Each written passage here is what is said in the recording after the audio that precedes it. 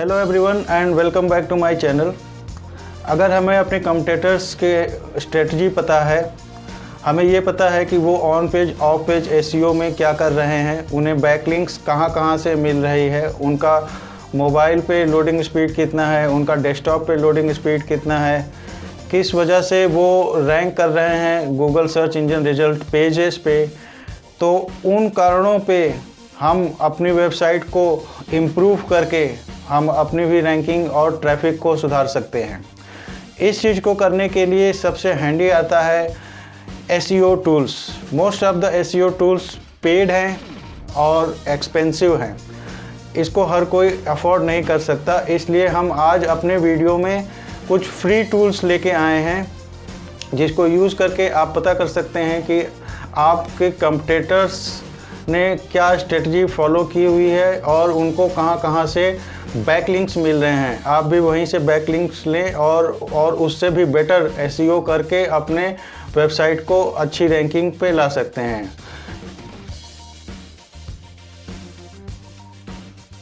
आज का जो टूल है एसईओ टूल वो है एसईओ ऑप्टिमाइज़र। ये बहुत ही ऑसम टूल है। इसके ज़रिए हम मेटा टैग्स, डिस्क्रिप्शन, मोबाइल पे स्पीड क्या है, कैसी है वेबसाइट की, पेज लोड स्पीड, ये सारी चीज़ें हम चेक कर सकते हैं। और इसके अलावा इसका सबसे जो अच्छा फीचर है वो ये है कि जो भी प्रॉब्लम हमारी वेबसाइट पे होता है वो किस लोकेशन पे, किस पेज पे, पेज के किस पार्ट में वो प्रॉब्लम है वो हमें ये डायरेक्ट लोकेट करके दे देता है। शो डिटेल पे क्लिक करने के बाद हमें वहाँ पे वो पता चल जाता है। और लास्ट में जब हम देखते हैं तो ये समराइज़ करके ये हमको टोटल प्रॉब्लम्स की लिस्ट दे देता है कि हमें कहाँ पे वर्क करना है जिससे हमारा एसईओ अच्छा हो सके। तो आइए स्टार्ट करते हैं। यहाँ पे जहाँ पे लिखा example.com, यहाँ पे हम अपना URL डालेंगे और ऑडिट के लिए क्लिक करेंगे। जब ऑडिट के लिए क्लिक करेंगे तो हमारा साइट कुछ ऐसे खुलेगा। इसमें सबसे पहले हमें रिजल्ट दिखाता है, उसके बाद सब पेजेस, आफ्टर दैट एसईओ, उसकी usability and performance, then social, then security, उसके बाद टेक्नोलॉजी के बारे में बताता है और then recommendation. Last page recommendation का है। इस रिकमेंडेशन के एक एक पॉइंट को अगर हम सॉल्व कर लेंगे तो एसईओ में हमारी साइट परफेक्ट हो जाएगी। तो आगे चलते हैं, देखते हैं रिजल्ट्स में। ये हमें बैंड के अनुसार देता है। जैसे ये ओवरऑल सी बैंड दे रहा है, मतलब कि अभी आपकी वेबसाइट जो है एसईओ पॉइंट ऑफ व्यू से सी बैंड पे है। सी बैंड उतना अच्छा बैंड नहीं माना जाता। एसईओ में सी माइनस है, यूजेबिलिटी में सी बैंड है, परफॉर्मेंस में सी माइनस है, सोशल में सी है एंड सिक्योरिटी में ए प्लस है। नेक्स्ट,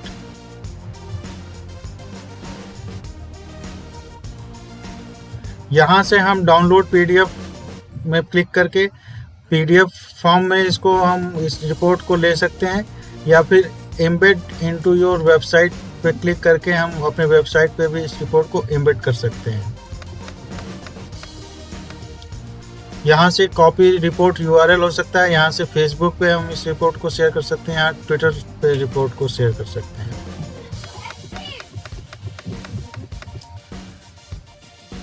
रिव्यू चाइल्ड पेजेस, ये पेजेस इन्होंने ये टूल रिव्यू किया है। और एसईओ रिजल्ट पे आते हैं तो सबसे पहले है HTML हेडर। HTML हेडर में मेटा टाइटल पे के आगे ग्रीन टिक है। इसका मतलब मेटा टाइटल हमारा एसईओ के अनुसार ऑप्टिमाइज्ड है। बट अगर मेटा डिस्क्रिप्शन की बात किया जाए तो यहाँ पे क्रॉस है। इसका मतलब हमें मेटा डिस्क्रिप्शन पे वर्क और करना है। तो जहाँ भी क्रॉस होगा मतलब हमें वहाँ पे कुछ न कुछ एसईओ से रिलेटेड हमें वर्क करना है। और ग्रीन टिक का मतलब वो ओके है। जैसे हेडर टैग्स ओके है, मतलब हेडर टैग्स में हमारा कीवर्ड होगा और हेडर H1 हमारा एक बार यूज़ हुआ है, H2 हमारा 2 बार यूज़ हुआ है, header tag H3 11 times use हुए हैं, H4 7 टाइम्स यूज़ हुआ है, ये बता रहा है। और यहाँ शो डिटेल्स पे अगर हम क्लिक कर देंगे तो इन हेडर्स का डिटेल भी मिल जाएगा कि कौन सा H1 है, कौन सा H2 है, कौन सा H3 है। यही शो डिटेल वाला फीचर इसका सबसे अच्छा है, जिसमें हमें डिटेल में चीज़ें एनालिसिस करने को मिल जाती हैं। कीवर्ड कंसिस्टेंसी के आगे क्रॉस है, इसका मतलब यह है कि कीवर्ड कंसिस्टेंट नहीं है, मतलब एक कीवर्ड पे हमारा पेज नहीं जा रहा है, कई सारे कीवर्ड्स को रैंक करने की कोशिश किए जा रहे हैं। जैसे मार्केटिंग हमारा कितनी बार यूज़ हुआ है, 10 टाइम्स। सोशल कितनी बार यूज़ हुआ है कीवर्ड, 8 टाइम्स। मीडिया कितनी बार यूज़ हुआ है, 8 टाइम्स। तो गूगल का बॉट या कोई भी बॉट आएगा तो ये वो आइडेंटिफाई नहीं कर पाएगा कि कौन से कीवर्ड पर ये वेब पेज रैंक कर रहा है। वो कंफ्यूज जाएगा कि मार्केटिंग के लिए है या सोशल के लिए या मीडिया के लिए है। इसलिए हमारा जो एक कीवर्ड कंसिस्टेंसी है वो मेंटेन रखना चाहिए। एक प्राइमरी कीवर्ड होना चाहिए जिस पे कि वो पेज रैंक करे।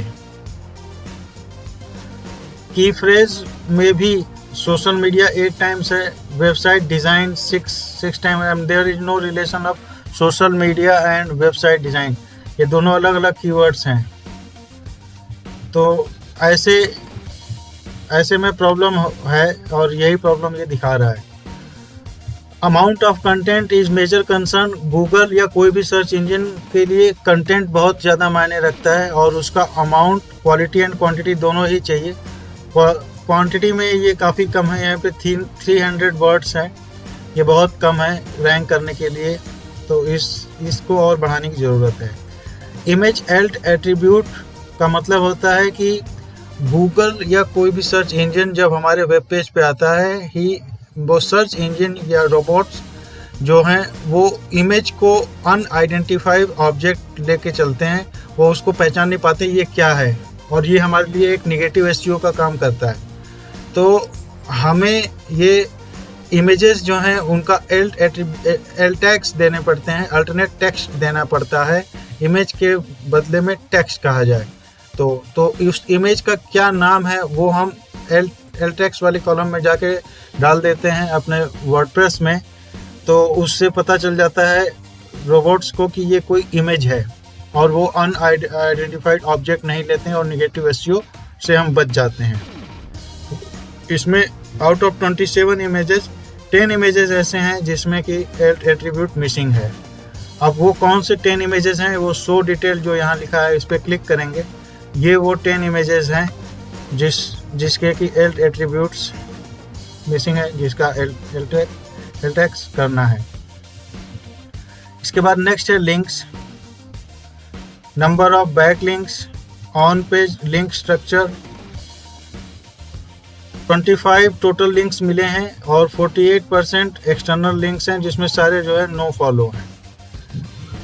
ये एक इन्फॉर्मेशन है, आई बनाया means this is for information. Broken links बहुत खतरनाक होते हैं हमारे वेब पेज के लिए, और यहाँ पे 2 ब्रोकन लिंक्स हैं, तो इस ब्रोकन लिंक्स को सही करना है। अब ये 2 ब्रोकन लिंक्स कौन से हैं, शो डिटेल पे क्लिक करने के बाद हमें पता चलता है अबाउट एंड सर्विसेज, ये जो 2 URL हैं ये ब्रोकन हैं, इसको हाई डिटेल कर दिया। फ्रेंडली URL भी देखिए क्रॉस है, यानी कुछ URL ऐसे हैं जो फ्रेंडली नहीं है, न तो ह्यूमंस के लिए न तो सर्च इंजन्स के लिए। वो URLs जो फ्रेंडली नहीं है ह्यूमंस के लिए या सर्च इंजन के लिए, इसका मतलब ये हो गया कि वो URL अगर हमारे सामने आता है तो हमें समझ में नहीं आएगा कि ये URL कौन सा है, ये किस लिए है, न तो सर्च इंजन को समझ में आएगा। तो ये वो फ्रेंडली URL नहीं है। और वो कौन से URLs हैं, वो ये URLs हैं, ये 3 URLs ऐसे हैं जो कि फ्रेंडली नहीं है, इनको रिमूव कर देना चाहिए या इनको सही कर देना चाहिए। इसके बाद आता है इंडेक्सिंग। इंडेक्सिंग मोस्ट सही है। अदर में robot.txt लगा है।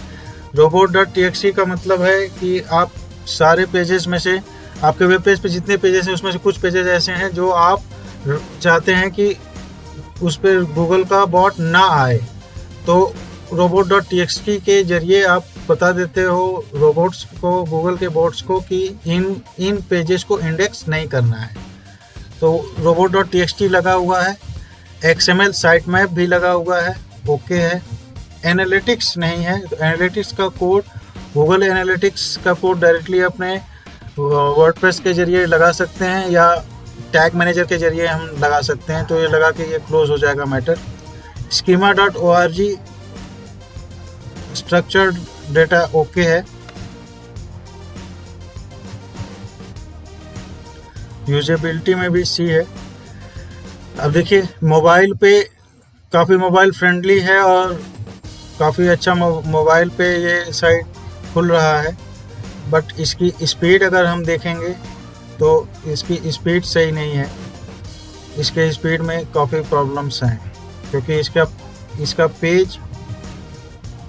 इसका पेज लोड बहुत ज़्यादा है। जैसे अगर मैं सर्वर परफॉर्मेंस की बात करूं तो 0.11 सेकेंड है server performance, that is very good.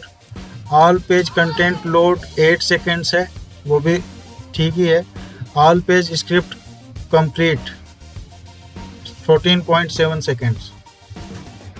Page size info 11.3 MB 11.3 MB है, जो कि बहुत ज़्यादा है।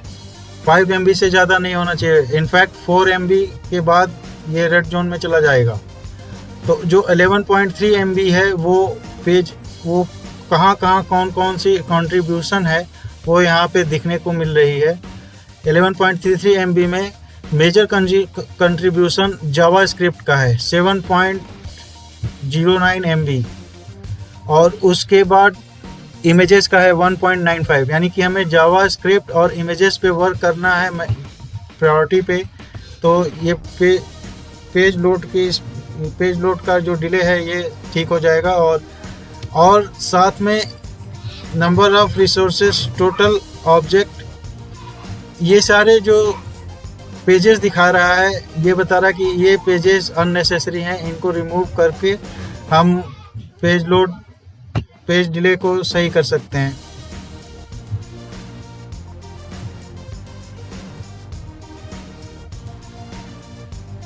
उसके बाद इनलाइन स्टाइल जो होता है, inline style older coding practice में होता था, ये इनलाइन स्टाइल यहाँ पे फॉलो किया गया है। इससे दो प्रॉब्लम्स होते हैं, एक तो डिग्रेड करता है पेज लोड परफॉर्मेंस को ये, और दूसरा अननेसेसरली कॉम्प्लिकेट करता है HTML कोड को। तो इनलाइन स्टाइल कहाँ पे है ये आप यहाँ से देख सकते हैं। यहाँ इनलाइन स्टाइल का प्रयोग किया गया है। ये ओल्डर टेक्निक है, इसको रिमूव कर देना ही सही है। उसके बाद फेसबुक सोशल रिजल्ट्स पे आ जाते हैं। Facebook is okay, Facebook pixel नहीं लगा है, फेसबुक पिक्सल लगा देना चाहिए। ट्विटर को कनेक्ट कर देना है। यूट्यूब कनेक्टेड है बट यूट्यूब के सब्सक्राइबर्स कम हैं, इसलिए सब्सक्राइबर्स बढ़ाने की ओर देखना चाहिए। सिक्योरिटी रिजल्ट्स A+ है,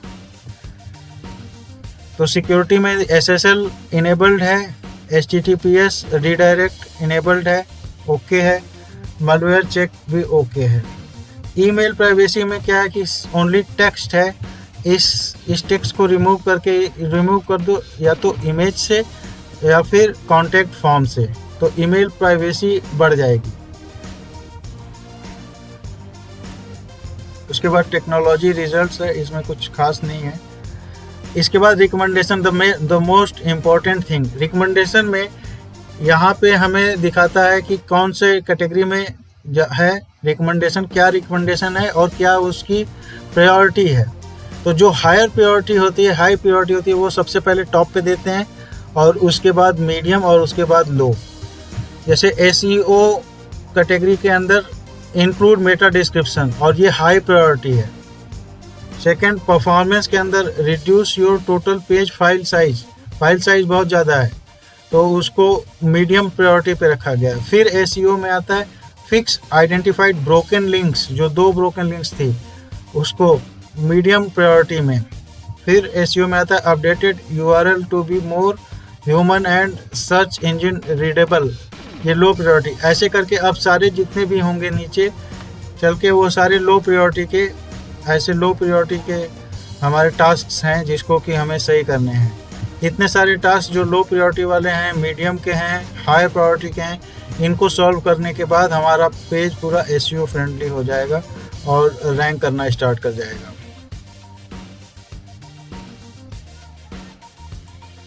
बहुत ही ऑसम टूल है SEO ऑप्टिमर। एक बार इसको ज़रूर से यूज़ करिए और फिर देखिए। तो अब आपने जान लिया है कैसे अपने कॉम्पिटिटर्स के वेबसाइट का एनालिसिस करना है, कौन से टूल्स को यूज़ करना है और कहाँ से बैकलिंक्स लेनी है, और क्या आपको अपने वेबसाइट पे ऐसा करना है जिससे वो आपके कॉम्पिटिटर्स से भी अच्छी रैंकिंग में और अच्छी ट्रैफिक ला सके। हम एक वर्कशॉप भी ऑर्गेनाइज कर रहे हैं जिसमें हम आपको वर्डप्रेस पे वेबसाइट बनाना सिखाएंगे। इसके लिए आप कमेंट कीजिए अपना ईमेल आईडी, हम उस ईमेल आईडी पे आपको सारा डिटेल्स भेज देंगे और आप इजीली वर्कशॉप ज्वाइन कर सकते हैं। तो मिलते हैं नेक्स्ट वीडियो में, तब तक के लिए बाय बाय।